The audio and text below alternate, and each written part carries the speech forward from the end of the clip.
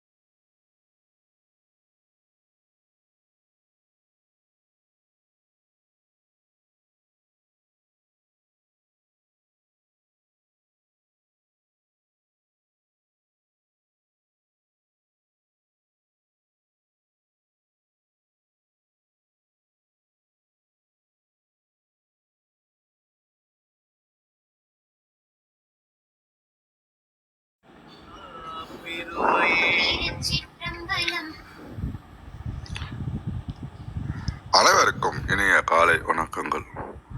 ஓம் திருமூலர் திருவடிகள் போற்றி போற்றி. திருமந்திரம் 4ஆம் தந்திரம் 8வது அத்தியாயம் ஆதார ஆதேயம்.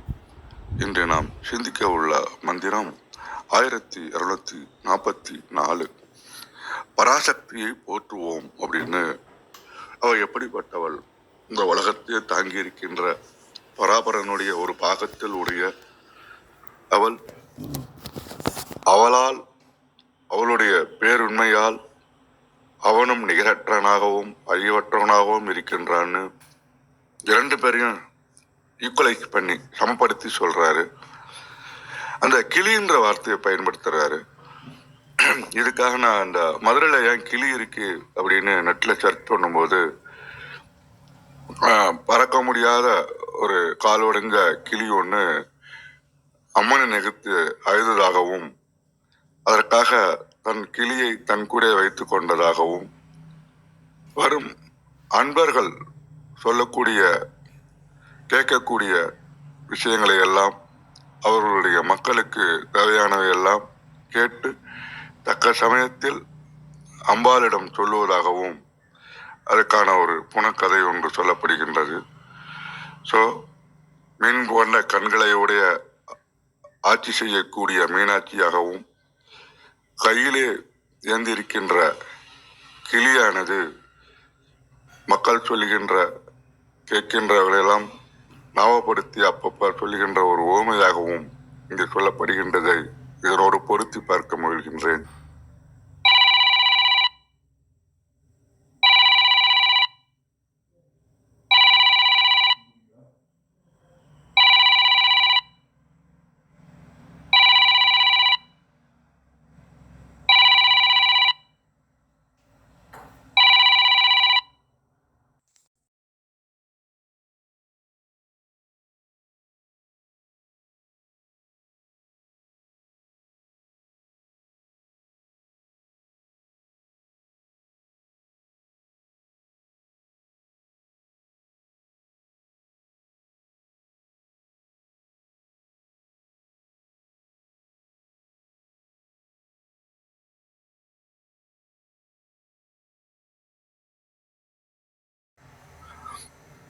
எப்படியாகினும்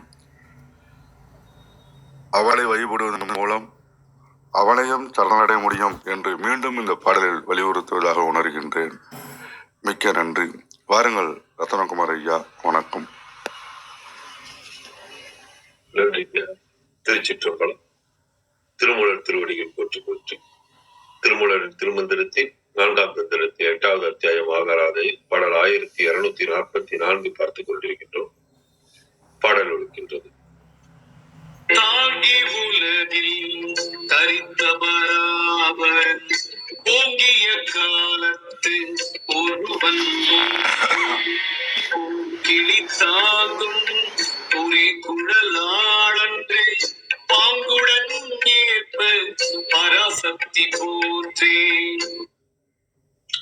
நேற்றைய பாடலில் பார்த்தபடி உயிர்களுக்குள்ளும் சோதியாக வீற்றிருக்கின்ற பரம்பொருளான இறைவன் அண்ட சராசரங்களையும் தாங்கி நின்று அதில் இருக்கும் அனைத்து உலகங்களாகவும் அதில் இருக்கும் அனைத்து பொருட்களாகவும் இருக்கின்றான். அனைத்தும் அழிந்து போகின்ற பேரொளி காலத்திலும் கூட தான் ஒருவன் மட்டும் எப்போதும் அழியாமல் இருக்கின்றான். பசுமையான கிளியை தனது திருக்கையில் ஏந்தி கொண்டு சுருண்ட அழகிய கூந்தலை உடைய இறைவியானவர் அப்போதும் இறைவனின் மேன்மையான நிலைக்கு ஏற்பவே தாமும் அவனுடன் சரிசமமான பாகமாக கலந்து நின்று இருவரும் சேர்ந்து இருக்கின்ற தன்மையில் பராசக்தியாக இருக்கின்றார். ஒன்றாக சேர்ந்து இருக்கும் இவர்கள் இருவரையும் போற்றி வழிபடுங்கள். சரவணையா தளத்துல இந்த விளக்கம் கொடுத்திருக்கிறாங்க. ஆமா, கௌரி அம்மா வாங்க. அனைவருக்கும் அன்பு வணக்கம். ஓம் நந்தியம் பெருமான் திருவடி போற்றி. ஓம் திருமூலர் திருவடி போற்றி. ஓம் நம சிவாய. மந்திரம் 1244. தாங்கி உலகில் தரித்த பராபரன் ஓங்கிய காலத்து ஒருவன் உழப்பு இலி பூங்கிளி தங்கும் புரிகுழலால் அன்று பாங்குடன் ஏற்ப பராசக்தி போற்றே. அதுக்கான English translation. Shakti is inseparable from Shiva.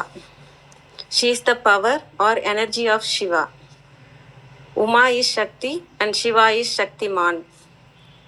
Worship offered to either is worship for both. The worshipper, fully conscious of this, should perform his adoration. தாங்கி உலகில் தரித்த பராபரன். தாங்கி உலகில் சக்தியை அதாவது ஆதாரமாக கொண்டு சிவம் தான் ஃபர்ஸ்ட் இருக்கிறாங்க. அவங்களே இரண்டா வெளிப்படுறாங்க, சக்தியும் சிவமுமா. எதுக்குன்னா அவங்கள ஆதாரமாக கொண்டு தான் நம்ம இந்த உலகத்தை படைக்க முடியும், சக்தியை கொண்டு தான் இந்த உலகத்தையே படைக்க முடியும். அதில் இருக்க எல்லா சர்வ சக்திகளும் அவளாக தான் இருக்கிறா இல்லையா? அதனால சிவம் மட்டும் சிவத்தன்மையில் சிவம் இருக்கும்போது ஒன்றுமே பண்ண முடியாதுங்கிறதுனால சிவமே சக்தியும் சிவமுமா வெளிப்பட்டு அதில் சக்திக்கு எல்லா சர்வ சக்திகளையும் கொடுத்து இந்த உலகத்தை இயக்கிறதுக்கான எல்லா சக்திகளும் இருக்கிற மாதிரி அவங்கள தாங்கி தான், சக்தியை தாங்கி தான், அவளை ஆதாரமாக கொண்டு தான் உலகத்தில் சிவமே கீழே வராரு. தாங்கி உலகில் தரித்த பராபரன். அந்த மாதிரி தான் இங்கே நம்ம உலகத்தில் எல்லாருக்குள்ளேயும் சிவம் எப்படி இருக்காருன்னா சக்தியை ஆதாரமாக கொண்டு தான் இருக்கிறாரு. ஓங்கிய காலத்து ஒருவன், காலத்தெல்லாம் கடந்து ஓங்கி இருப்பவன். அவர்கள் சிவத்துக்கு காலம் கிடையாது, நேற்று இன்னைக்குன்றது கிடையாது, எப்பயுமே இருப்பவன். அவர் வெட்ட வெளியாக இருப்பவர் இல்லையா? அவருக்கு அதனால காலம்ன்ற ஒன்று கிடையாது, காலத்தை எல்லாம் வென்றவர். அவர் உழப்பு இலி, உழப்புனா அழிவு, இலினா இல்லாதவன், அழிவு இல்லாதவன். வெட்ட வெளியா இருக்கிறவங்களுக்கு உலகமே அழிஞ்சாலும் கூட அழிவு கிடையாது இல்லையா? நமக்கும் தான் அழிவு கிடையாது, நமக்குள்ள இருக்க சிவத்துக்கும் அழிவு கிடையாது, நமக்கு பிறப்பு இறப்பும் நமக்கும் கிடையாது தான். நம்ம உடம்புக்கு மட்டும்தான் அந்த இறப்புலாம் வந்துட்டு போகும். ஒரு ட்ரெஸ் மாத்துற மாதிரி தான் ஒவ்வொரு பிறப்புலையும் நம்ம வந்துட்டு இருப்போமே தவிர நம்ம ஆன்மாக்கு அழிவுன்றது கிடையாது. நம்ம சிவத்தை போய் சேர்ற வரைக்குமே, நமக்கு சேர்ந்த பிறகுமே சரி, நமக்கு அந்த சிவத்தன்மைக்கு அழிவுன்றதே கிடையாது. பிறப்பு இறப்பு எப்படி அந்த சிவப்புக்கும் கிடையாதோ அதே மாதிரி நமக்கும் பிறப்பு இறப்புன்றது கிடையாது தான். பூங்கிளி தங்கும் புரிகுழலால் அன்று. சக்தி அழகா சொன்னாங்க. நான் இந்த இது எனக்கு தெரியாது. அழகேசன் ஐயாக்கு ரொம்ப நன்றி. எனக்கு அந்த கதை தெரியாது, அந்த கிளியோட கதை தெரியாது. அதை தெரிஞ்சுக்கிட்டேன் இன்னைக்கு, ரொம்ப நன்றி. அவள் பெருங்கருணை உடையவள் அவள் இல்லையா? இந்த சர்வ சக்தி படைத்தவள், அவள் தான் இயக்குறாங்க. அப்படிங்கிறப்ப அவங்களோட இதை இன்னைக்கு தெரிஞ்சுக்கிட்டது ஒரு ஒரு சந்தோஷமா இருந்தது. அந்த மாதிரி அழகிய கிளியை அணிந்த தேவி பாங்குடன் ஏற்ப பராசக்தி போற்று. அவங்களோட பாகமா இருக்கிறதுக்கு தகுதியானவங்க அவங்க ஒருத்தவங்க மட்டும்தான். சிவத்தோட சர்வசக்தியும் சேர்ந்த ஒரு அர்த்தநாரீஸ்வரரா ஒருத்தவங்களால இருக்க முடியும்னா அது சக்தி மட்டும்தான், சக்தியால மட்டும்தான். அர்த்தநாரி ஐயா கூட சொன்னாங்க இல்லையா, அந்த ஒரு கதை சொன்னாங்க. அப்பாட்ட ஒரு விஷயம் வாங்கணும்னா அம்மா அந்த தக்க நேரத்துல அவங்க கரெக்டா பண்ணி அவங்க நமக்கு முடிச்சு கொடுப்பாங்கன்னு. அந்த கதையும் இந்த பாட்டுக்கும் பொருந்தும். அதனால எதுக்கு பராசக்தி நம்ம போற்றணுங்கிற மாதிரி அவங்களோட சிவத்தோட தன்மையை சொல்லி அதுக்கு பாகமா இருக்கிறாங்கன்னா அவங்க எவ்வளவு சர்வசக்தி வாய்ந்தவங்களா இருப்பாங்க, அவங்கள நீங்க வணங்கணும் அப்படின்றத சொல்றதா தான் பாக்குறேன். அந்த ஒப்பற்றவனாக இருக்கிற சிவத்தை தன்னுள் பாதியாக கொண்ட சக்தியை நாம போற்றணும் அப்படின்றத நான் பார்க்கிறேன். அனைவருக்கும் நன்றி. நன்றி கௌரியம்மா. கிருத்திகம்மா வாங்க.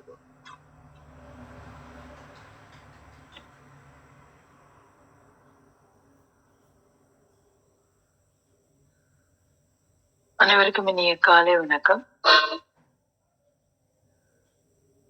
இன்னைக்கு அழகேஷ்ணையா மிஸ் பண்ணிட்டேன், அது என்ன கதைன்னு தெரியல, ரீப்ளேல கேட்டுக்கிறேன். இன்றைய மந்திரம் நம்ம நேற்று பார்த்தோம். எதனால நேற்றைக்கு அந்த பார்ப்பதி அப்படிங்கறத இறையம் பெருமானா பார்க்கணும், பேரண்டனா நம்ம ஏன் பார்க்கணும் அப்படின்னு நாளைக்கு மந்திரத்துல அவர் சொல்றாரு அப்படின்னு நான் சொன்னேன். அதற்குண்டான ஒரு விளக்கத்தை பார்க்கலாம். இன்னைக்கு என்ன சொல்றாருன்னா, தாங்கி உலகில் தரித்த பராபரம், ஓங்கிய காலத்து ஒருவன் உலப்பிதி, பூங்கிளி தங்கும் புரி குழலால் என்று பாங்குடன் ஏற்ப பராசக்தி போச்சு அப்படின்ட்டு. அப்போ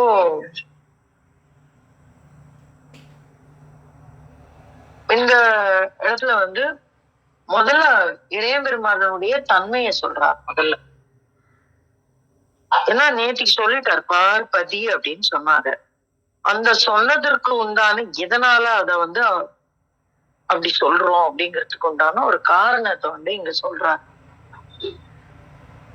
தாங்கி உலகில் தரித்த பராபரன், அதாவது அவரே தாங்கி நிற்கிறார், பின்னர் அவரே அதை சரித்து கொண்டு இருக்கிறார்.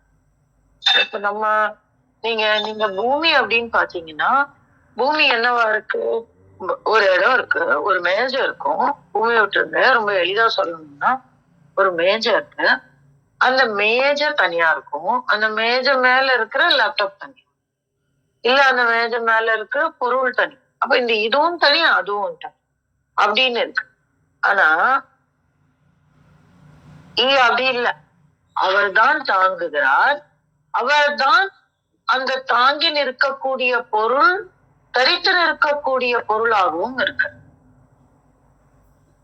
இப்போ மரம் ஒரு ஒரு ஒரு ஒரு சின்ன எக்ஸாம்பிள், அது விளக்கலாம். ஒரு ஒரு ஒரு சின்ன தன்மை அது அது கொஞ்சம் பக்கத்துல வரும். என்னன்னா, மரம் இருக்குங்க, அந்த மரத்துல கிளை இருக்கு, கிளையில இலை இருக்கு, இலையில பழம் இருக்கு.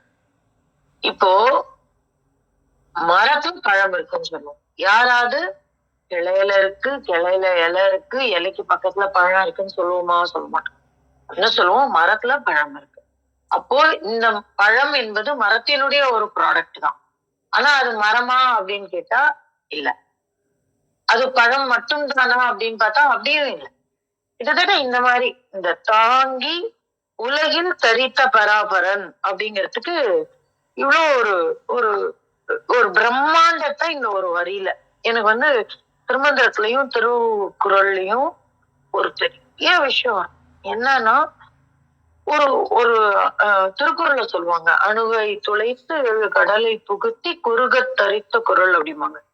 அந்த மாதிரி ஒரு ரொம்ப பிரம்மாண்டத்தை அப்படியே ரொம்ப எளிதா உள்ள வச்சு ஆஹ் போற போக்குல ஒரு விஷயத்த சொல்லிட்டு போயிடுவாங்க. நமக்கு அந்த விஷயத்த யோசிக்க யோசிக்க எவ்வளவு பெரிய விஷயம், எவ்வளவு எளிதா ரொம்ப ஒரே வரியில சொல்லிட்டு போயிட்டாங்க அப்படின்னு தோணும். அத்தகைய பிரம்மாண்டத்தை தரக்கூடிய ஒரு விஷயம் இது, இந்த ஒரு வரி. நீங்க யோசிச்சு பாருங்க, அந்த உலகம் ரொம்ப எளிதா சொல்லலாம், அவன் தான் எல்லாம் அப்படின்னு சொல்லிடலாம். ஆனா அந்த அவன் தான் எல்லாம் சொன்னா நம்ம நம்ம மரமண்டைக்கு ஒத்துக்காது. அப்ப என்ன பண்ணணும் அப்படின்னா, ஒன்னொன்னும் சொல்ல வேண்டியிருக்கு நமக்கு. அப்ப அப்படி சொல்றாரு, தாங்கி உலகில் தரித்த பராபரன். அப்ப அந்த அது தரித்த அப்படிங்கிறதுலயும் ஒரு பெரிய விஷயம் இருக்கு. என்னன்னா சாதாரணமா தரிக்கிறது கிடையாது. எந்த இடத்த எப்படி காக்க வேண்டுமோ அப்படி காத்து, எந்த இடத்தில் எதை தர வேண்டுமோ அவங்களுடைய பரிபாகத்திற்கு தக்கவாறு தந்து காக்கக்கூடிய ஒரு செயல். அப்போ இந்த இடத்துல தரித்த அப்படிங்கும் போது ஒரு ஒரு செயல் வந்துடுறது. தாங்கி அப்படிங்கிறதுல ஒரு செயல் இன்மை வருகிறது. தாங்குதலே ஒரு செயல் தான், ஆனா அந்த அசைவின்மை வருகிறது. தரித்த அப்படிங்கிறதுல ஒரு செயல் வருகிறது, இங்கேயே சக்தி வந்துடுறான். அப்போ இறைவன் பெருமானை சொல்லும் பொழுதே அந்த அவனுடைய சக்தியாக விளங்குகின்ற தேவியும் சேர்த்தேதான் சொல்றார். இது ஒரு விஷயம். ஓகேங்களா? இந்த முதல் வரியிலையும் தாங்கி உலகில் தரித்த பராபரன் அப்படிங்கும்போது தாங்கு சக்தியாக இருக்கக்கூடிய பேரண்ட நாயகன், தரித்த சக்தியாக இருக்கக்கூடிய அம்மை அப்படின்னு நம்ம புரிஞ்சுக்கலாம். இந்த இடத்துல பராபரன் அப்படின்னு சொல்றாங்க. அப்போ பராபரன் அப்படின்னா பாறை தாங்குபவன், கருணை உள்ளவன். அப்போ அந்த கருணைன்னு வரும்போதே அம்மை வந்துடுறாங்க. அப்போ பராபரன் அப்படின்னு சொல்றாங்க. அடுத்த வரி இதோட பிரம்மாண்டம். இதாவது நமக்கு தெரிஞ்ச ஒரு விஷயத்த ரொம்ப எளிதா புரிந்து கொள்ளக்கூடிய ஒரு விஷயத்த சொல்லக்கூடிய அடுத்த வார்த்தை சொல்றாரு, ஓங்கிய காலத்து ஒருவன் உலப்பிலி அப்படின்னு சொல்றாரு. எது ஓங்கிய காலம்? இப்போ உலப்பிலி அப்படின்னா தெரியும், அழிவற்றவன் அப்படின்னு தெரியும். எப்படி அழிவற்றவனாக இருக்க முடியும்? எதனால அவன் அழிவற்றவன் அப்படிங்கிற ஒரு வார்த்தைக்கு நம்ம பதில் சொல்லணும்ல. ஏன்னா எல்லாமே தேவர்கள் அமிர்தம் சாப்பிடுறாங்க, ஆனாலும் அவங்க ஒரு காலத்துல எல்லாவற்றிலும் ஒடுங்கி ஊழிக்காலத்தில் எல்லாரும் ஒழுங்கிடுறான். அதனாலதான் பிரம்மாவுக்கு கால நிர்ணயங்கள் இருக்கிறது. நம்மள மாதிரி மூப்பு இல்லையே தவிர கால நிர்ணயம் இருக்கு. விஷ்ணுவுக்கு இருக்கு. இது இத்தனாவது விஷ்ணு சொன்னா ரொம்ப அழகா சொன்னார் அன்னைக்கு அர்த்தநாரீங்க. இது இத்தனாவது விஷ்ணு, இது இத்தனாவது பிரம்மா அப்படின்னு பார்க்கக்கூடிய விஷயங்கள் இருக்கிறது. ஒரே ஒரு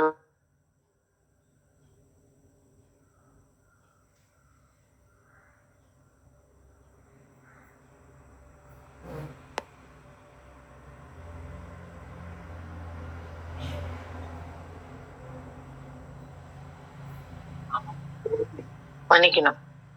அப்போ இந்த இடத்துல ஓங்கிய காலம் அப்படின்னா எது அப்படின்னா ரெண்டு விதமா எடுத்துக்கலாம். நீண்ட காலம் அப்படின்னு எடுத்துக்கலாம். ஆனா இந்த இடத்துல நீண்ட காலம்ங்கிறதுக்கு உண்டான பொருள் கிடையாது. ஏன்னா உலப்பிலி அப்படின்னு சொல்றாரு. உலப்பிலி அப்படின்னாக்க நித்தியனாக இருக்கக்கூடியவன், அழிவற்றவன். அதுதான் அந்த உலப்பிலிங்கிற வார்த்தைக்கு பொருளான ஒரு விஷயம்.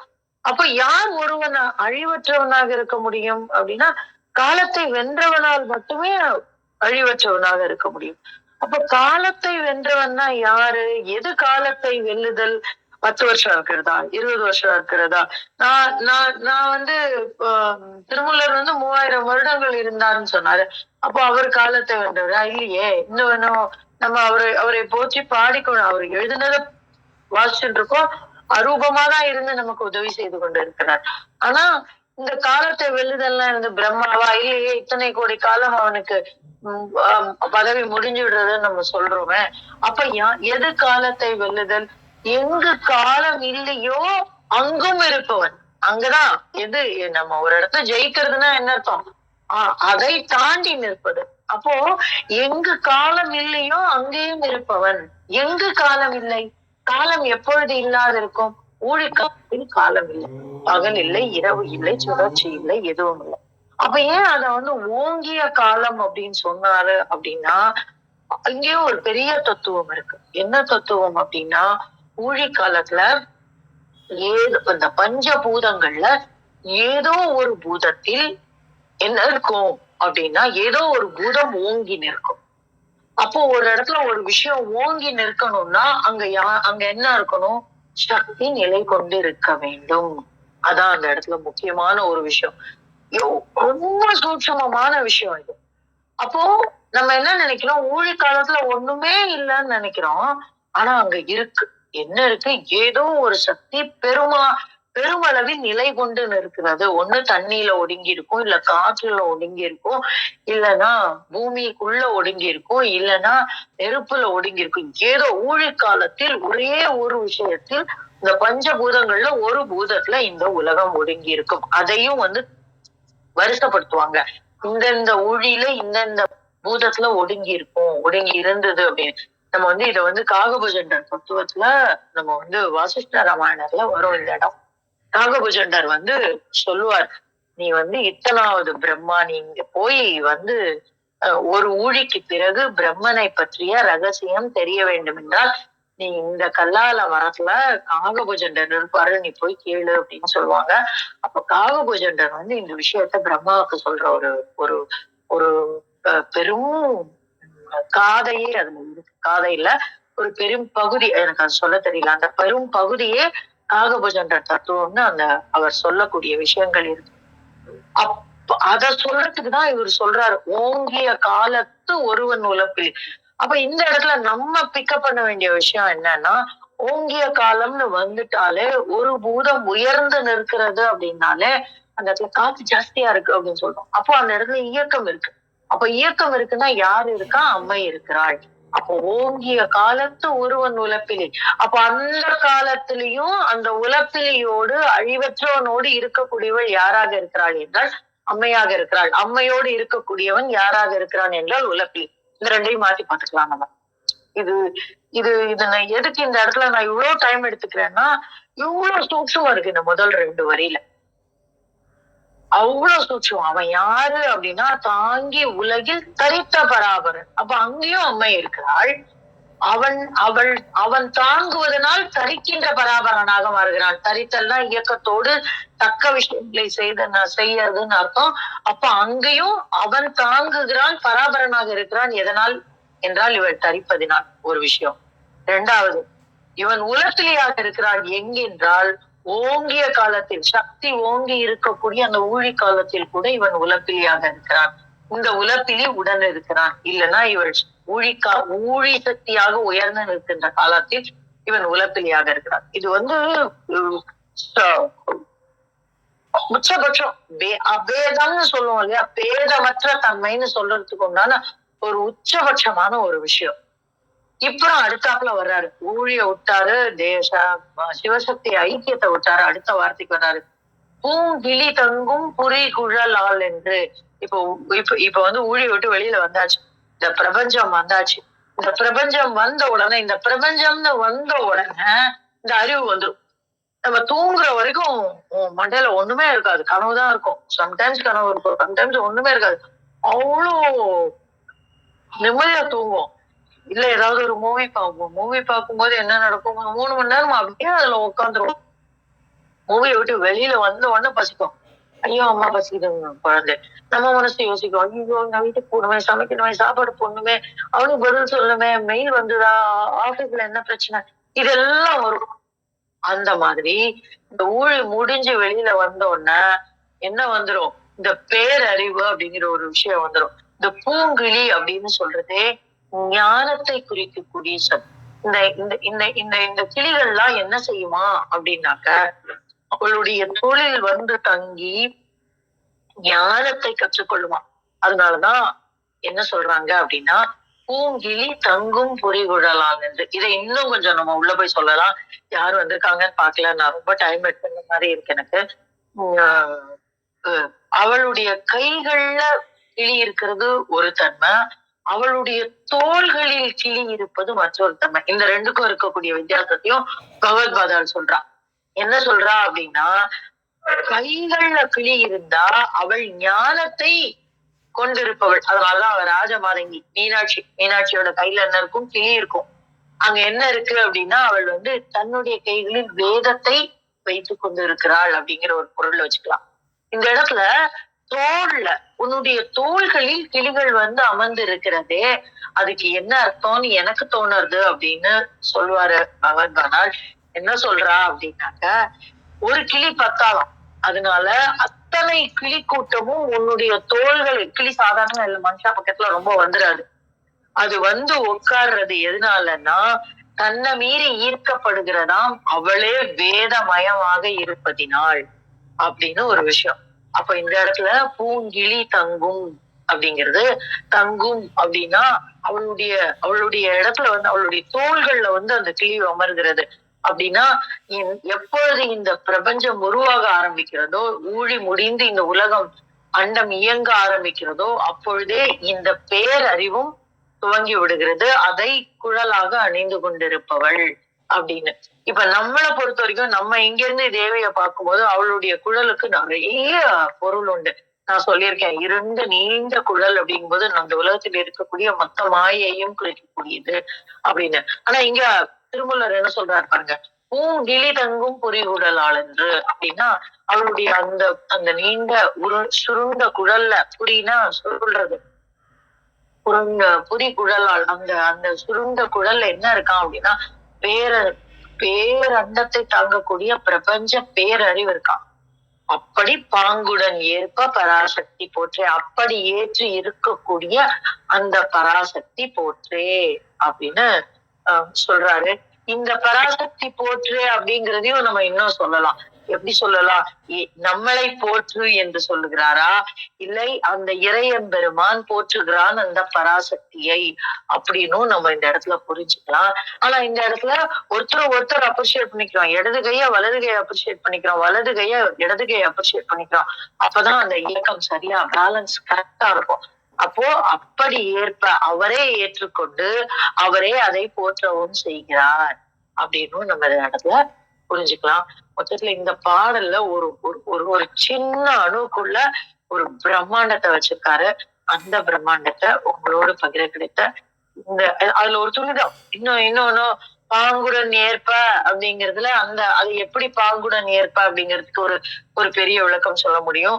பராசக்தி போற்றே அப்படிங்கும் போது எப்படி நம்ம பார்வையில, எப்படி இறைவனுடைய பார்வையில, எப்படி தேவி அவருக்கு பாங்காக நிற்கிறாள், பாங்குனா ஒரு பாகம், அங்க எப்படி நிற்கிறாள், இப்படி ஒரு 4 விதமான பார்வையில நம்ம இந்த பொருளை வைத்துக் கொள்ளலாம். மொத்தத்துல அவரே போற்றும் போது நம்ம என்ன பண்ண முடியும்? நம்மளும் அதைதான் செய்தாகணும். ஏற்பட்ட ஒரு பெரும் தத்துவத்தை சொல்லக்கூடிய ஒரு மந்திரம் இது. இதை உங்களோட பகிர கிடைத்த இந்த காலவேளைக்கு நன்றி சொல்லி இந்த பகிர்தலை முடித்துக் கொள்கிறேன். நன்றி. நன்றிங்கம்மா. நன்றி கீர்த்திகாம்மா. எப்பவும் போல நம்ம வாழ்க்கையில நடந்த நிகழ்வுகளை வச்சே நீங்க அதுக்கு உதாரணமா எடுத்துக்கிட்டு சொல்ற பாங்க ரொம்ப அருமையா இருக்குது. அதே மாதிரி அந்த பூங்கிளி தங்கும் சில பிரதிலையும் ஒவ்வொரு பிரதியில தாங்கும் அப்படின்னு கொடுத்துருக்குது. அரணை வடிவேல் முதலியாதுல தாங்கும் அப்படின்னு கொடுத்து பூங்கிளி தங்கும் என்பது பாடமன்று அப்படிங்கிற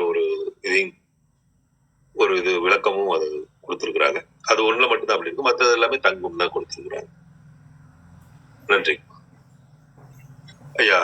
அர்த்தனார் ஐயா வாருங்களே. வணக்கம். இந்த உளப்பிலி அப்படிங்கிற வார்த்தைய திருமூலர் முதல்லயே பயன்படுத்தியிருப்பாரு. ஒக்க நின்றானை உளப்பிலி தேவர்கள் அப்படின்னு அங்கேயே உளப்பிலி அப்படின்னு சொல்லியிருப்பாரு. உளப்பிலி அப்படிங்கிறத நம்ம பிரிக்கலாம்.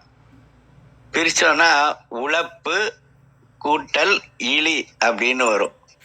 உளப்பு அப்படின்னா உள்ளதாகிய தன்மை, இலி அப்படின்னா இது இல்லாமல் போகாது அப்படின்னு அர்த்தம். எப்போதும் நிலையாக இருக்கக்கூடியவர்கள் அப்படிங்கிறது. அதே மாதிரி தரித்து அப்படின்னா நிலையாக அப்படின்னு அர்த்தம். சீர்காழி அருணாச்சல கவிராயர்னு ஒருத்தர் இருப்பார். அவர் இருந்தாரு. அவர் ராம நாடக கீர்த்தனைன்னு ஒரு நூல் எழுதினார். ரொம்ப நல்லா இருக்கும் அது. அதுல ஒரு பாட்டு வரும், ராமனுக்கே மன்னன் முடி தரித்தானே அப்படின்னு வரும். தரித்தல் அப்படின்னா நிலையாக இருத்தல் அப்படின்னு அர்த்தம். அதனாலதான் வறுமை வந்தா கூட தரித்திரம் அப்படின்னு சொல்றாங்க எல்லாரும். அது வறுமை நிலையா இருக்கும் அப்படின்ற அர்த்தத்துல. ஆனா அப்படி சொல்லக்கூடாதான், தரித்திரோம் அப்படின்னு சொல்லணுமா, தரித்து இரோம் அப்படின்னு சொல்லுமா அந்த வறுமை. அதனால தரித்தல் அப்படின்னா நிலையாக அப்படின்னு ஒரு அர்த்தம். அதுக்கப்புறம் இந்த கிளி இருக்கு பாருங்க, அது எப்பவுமே என்ன பண்ணுவோம்னா, நம்ம மன்னார்குடியில அது ராஜ மன்னார்குடி, மன்னார்குடியிலேயே 2 இருக்கு, காட்டு மன்னார்குடி, ராஜ மன்னார்குடின்னு. அந்த ராஜ மன்னார்குடியில இருக்கிற பெருமாள் கோவில்ல ராஜகோபால சுவாமி பெருமாள் கோவில்னு சொல்லுவோம். அந்த கோவில்ல போனோம்னா அங்க வந்து தாயார் சந்நிதி. இப்ப வைணவத்துல வந்து அம்பாள் சந்நிதின்னு சொல்ல மாட்டாங்க, தாயார் சந்நிதின்னு சொல்லுவாங்க. அந்த தாயார் சந்நிதியில போனோம்னா ஒரு கிளி இருக்கும். நம்ம சொல்றத அப்படியே அது வந்து தாயார்கிட்ட சொல்லுமா. தாயார் என்ன சொல்லுவாங்கன்னா பெருமாள்கிட்ட சொல்லுமா. பெருமாள் வந்து சொல்லுவாராம், அவன் இப்படி எல்லாம் பண்ணா, அவனுக்கெல்லாம் அருள் செய்ய சொல்றியன்னு உடனே தாயார் சொல்லுவாங்களாம், அதெல்லாம் முடியாது, நீ அருள் செஞ்சுதான் ஆகணும் அப்படின்னு சொல்லுவாங்களாம். அது மாதிரி ஒரு விஷயம் இருக்கும். அது வந்து இந்த அதுக்கே தனியா ஒரு நூல் இருக்கு, அது டக்குன்னு பேர் ஞாபகம் வர மாட்டேங்குது. தயாஸ்துதியோ என்னமோ ஒரு நூல் இருக்கும், அதுல இந்த மாதிரி செய்திகள்லாம் வரும். அந்த கிளி அதே மாதிரி மதுரையிலயும் பாத்தீங்கன்னா அம்மா கையில கிளி இருக்கும். அது மாதிரி அதே மாதிரி ஞான சம்பந்தர் சிறையாரும் மடக்கிளியே அப்படின்னு கிளிய கூப்பிடுற மாதிரி ஒரு விஷயம் இருக்கும். ஞானத்துக்குன்னு பல சின்னங்கள் இருக்கு, அதுல கிளியும் ஒண்ணு அப்படிங்கிறது. அதனால அந்த கிளி இந்த இடத்துல வந்திருக்கு. அப்புறம் பாங்குடன் அப்படின்னு ஒரு விஷயம் இருக்கு. இந்த போற்றுதல் அப்படிங்கிறது என்ன அர்த்தம்னா, போற்றுதல் அப்படின்னாலே தியானித்தலை தான் நம்ம வந்து போற்றுதல் அப்படின்னு சொல்றோம். எந்த நேரமும் போற்றுதல். எதற்காக போற்ற வேண்டும்? ஒரு செயல் செய்யறோம் அப்படின்னா அது ஏன் அப்படின்னு ஒரு கேள்வி வரும். இந்த செயலால என்ன பயன், என்ன பிரயோஜனம் அப்படின்னு கேட்போம். அப்படி நாம் போற்றுவதால் நமக்கு என்ன பலன் அப்படின்னா ஆற்றல் அப்படிங்கிறது வரும். அப்ப எப்படி போற்ற வேண்டும் அப்படின்னா சிவனையும் சக்தியையும் பிரிவின்றி, எல்லாரும் இருவரையும் அப்படின்னு சொல்றாங்க, அங்க இருவர் அப்படிங்கிறதே கிடையாதுங்க, ஒன்றுதான். இப்ப அப்பாவை குறிக்கிறதுக்கு பரன், அம்மாவை குறிக்கிறதுக்கு பறை. இப்ப அதை அப்படியே பார்க்கும்போது பர இன்னு 2 சுழி இன்னு போட்டோம்னா பரன்.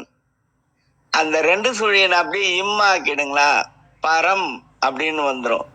பரன் அப்படின்னா நவரை குறிக்கும், பரம் அப்படின்னா தன்மையை குறிக்கும்.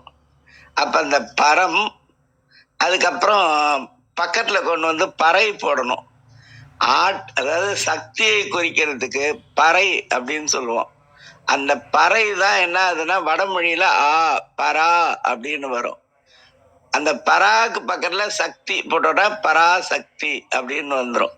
அந்த சக்திங்கிறது தான் நமக்கு ஆற்றலை கொடுக்கக்கூடியது. அந்த ஆற்றல் எங்க இருக்கும்னா அப்பாட்ட இருந்து வரும். அப்பாட்ட இருக்கிற ஆற்றலை உயிர்களுக்கு கொடுக்கக்கூடியது யாருன்னா சக்தி தான் கொடுப்பாங்க. அதனாலதான் இரண்டையும் ஒன்றாக போற்ற வேண்டும். அப்படிதான் நம்ம வந்து சிந்திக்கணும். அதாவது சிவசக்தியை நாம் ஒன்றாக போற்ற வேண்டும். இதுக்கு ஒரு அருமையான வார்த்தை இருக்கு. அந்த பரன் இருக்கு பாருங்க, அதை வந்து இம்மா மாத்திக்கணும். அதே மாதிரி அந்த பரா இருக்கு பாருங்க, அதுக்கு அதை வந்து ஐ போட்டுக்கணும், பறை. அந்த இன்ன இம்மா மாத்திரோம்னா பரம், அதுக்கு பக்கத்துல ஐயா மாத்திரோம்னா பறை. அப்ப பரம்பரை. அதான் பரம் அப்படிங்கிறது ஆணை குறிக்கக்கூடியது, பறை அப்படிங்கிறது பெண்ணை குறிக்கக்கூடியது. அதனாலதான் நம்மள வந்து பரம்பரை அப்படின்னு சொல்றோம். அப்ப நம்ம யாருடைய பரம்பரை?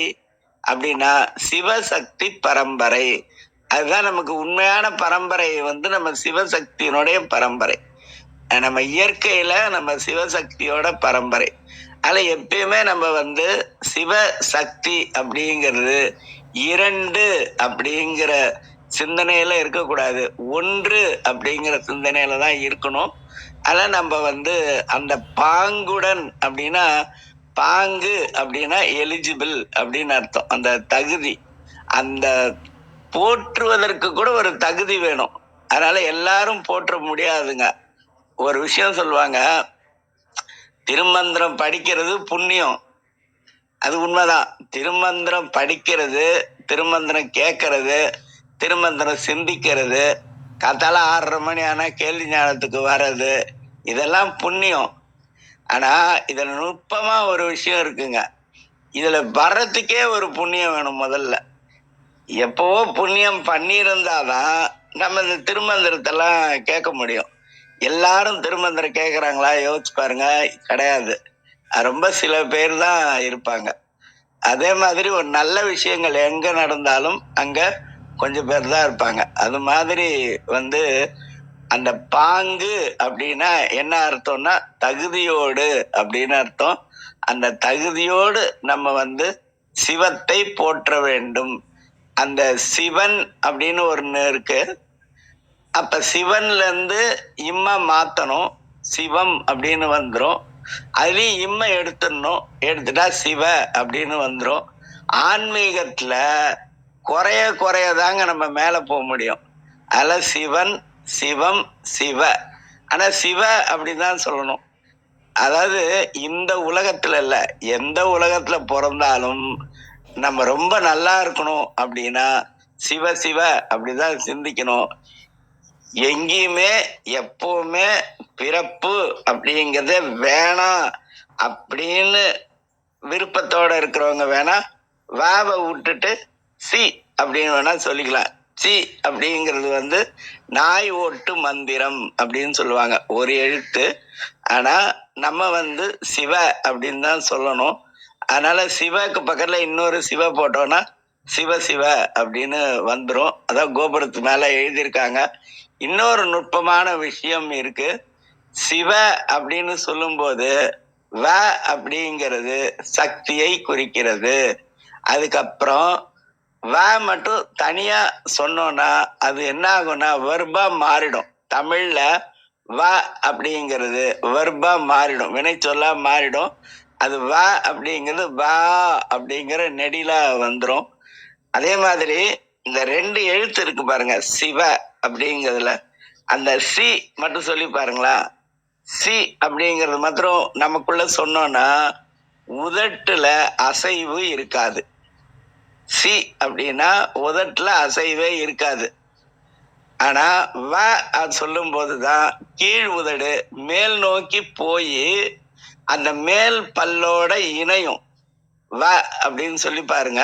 அப்படி சொல்லும் போதுதான் கீழ் உதடு மேல் பல்லோட போய் இணையும். அப்படி பிறப்பு செழிப்பு இந்த 2ம் இணையணும் அப்படின்னா கண்டிப்பா ஆற்றல் வேணும். அந்த ஆற்றல் அம்மா கிட்ட இருந்து தான் வரும். அதனால தாய் தந்தையை நம்ம ஒன்றாக நினைத்து பார்க்க வேண்டுமே தவிர இணைத்து பார்ப்பது அப்படிங்கிறது கிடையாது. ஒன்றாகவே நினைத்து பார்க்க வேண்டும். அதனாலதான் பாங்குடன் சக்தியை போற்றுதல், பராசக்தியை போற்றுதல். பராசக்தி அப்படின்னாலே ஒன்று அப்படின்னு தான் அர்த்தம். அதனால நம்ம எப்பவுமே 2ஆக சிந்திப்பதிலிருந்து ஒன்றாக சிந்திப்பது அப்படிங்கிற தன்மைக்கு நாம் எல்லாம் இருக்கணும் அப்படிங்கிறது. அப்புறம் இந்த ஓங்கிய அப்படிங்கிறத பார்த்தோம்னா திருவாசகத்துல இருக்கும், வேதங்கள் ஐயா என ஓங்கி ஆழ்ந்து அகன்ற நுண்ணியனே அப்படின்னு ஒரு விஷயம் இருக்கும். பாரதியார் கூட தாயின் மணிக்கொடி பாடுறதுல ஓங்கி வளர்ந்ததோர் கம்பம் அப்படின்னு சொல்லியிருப்பாரு. இந்த ஓங்குதல் அப்படிங்கிறது எங்க இருந்து தொடங்கும் அப்படின்னா முதல்ல இருத்தல், 2வது இயங்குதல், 3வது வளர்தல், 4வது உயர்தல், அதுக்கப்புறம் தான் ஓங்குதல் அப்படிங்கிற ஒரு தன்மை வரும். ஓங்குதல் அப்படின்னா கற்பனைக்கு எட்டாத ஒரு உயரத்துல இருக்கு பாருங்க, அதுதான் ஓங்குதல் அப்படிங்கிறது. இது வள்ளலாருடைய திருவருட்பால அந்த ஓங்குதல்ங்கிற சொல்ல நிறைய இடத்துல பயன்படுத்தியிருப்பாரு. ஓங்குக உத்தமன் ஆகுக அப்படின்னு சொல்லியிருப்பாரு அகவலோட நிறைவுல. அதனால அது இந்த சொல்ல எல்லாமே நம்ம சொல்ல சொல்ல சொல்ல நம்முடைய வாழ்வு அப்படிங்கிறது ஓங்கும்.